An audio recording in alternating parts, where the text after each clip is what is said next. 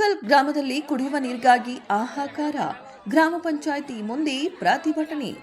ಗೋರ್ಕಲ್ ಗ್ರಾಮದಲ್ಲಿ ಕುಡಿಯುವ ನೀರಿನ ಸಮಸ್ಯೆಯಿಂದ ಜನರು ತೀವ್ರ ತೊಂದರೆ ಅನುಭವಿಸುತ್ತಿದ್ದಾರೆ. ಈ ಸಮಸ್ಯೆಯನ್ನ ವಿರೋಧಿಸಿ ಗ್ರಾಮಸ್ಥರು ಗ್ರಾಮ ಪಂಚಾಯಿತಿ ಮುಂದೆ ಪ್ರತಿಭಟನೆ ನಡೆಸಿದರು. ಗ್ರಾಮಸ್ಥರು ಹೇರಿರುವಂತೆ ಗ್ರಾಮ ಪಂಚಾಯಿತಿ ಪಿಡಿಒ ಆಫೀಸ್ಗೆ ಬರೋದೇ ಇಲ್ಲ. ಯಾವಾಗ ಕರೆ ಮಾಡಿದ್ರೂ ಫೋನ್ ಬಂದಿರುತ್ತೆ.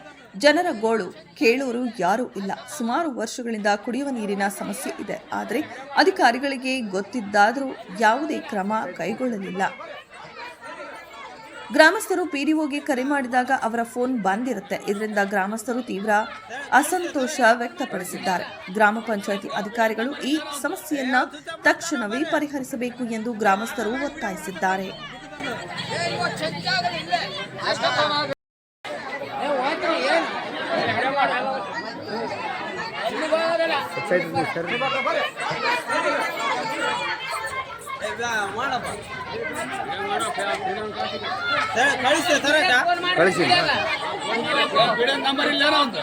ಸ್ವಿಚ್ ಆಫ್ ಮಾಡ್ತಾನ ಬರ್ರಿ.